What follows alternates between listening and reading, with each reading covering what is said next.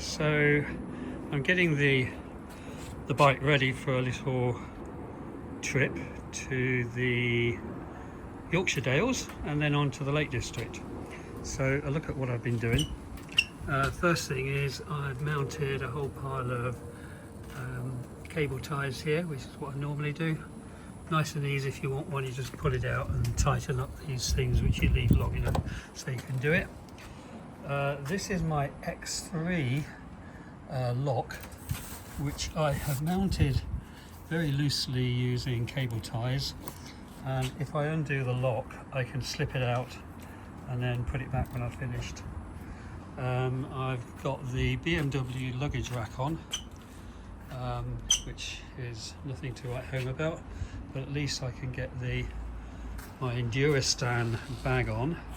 It's a nice bag because of these webbing loops. You get the straps going straight over. What else? Yes, I've mounted an Endurostan sandstorm tank bag.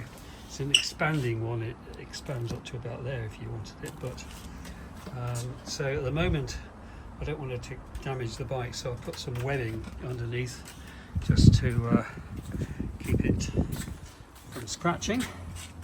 I've mounted the sat nav, the Garmin, and then the next thing I'm looking at doing, of course I've got handlebar risers here, and the next thing I'm going to look at doing is the horn, because it's pretty weedy. And on my KTM it's which would you rather have? Would you like this, or would you rather have, well, the KTM one was pretty weedy initially as well, and when I got this bike about 5 years ago, I took off the standard horn and put on a Fiam Mini Blaster, which was about 15 quid at the time.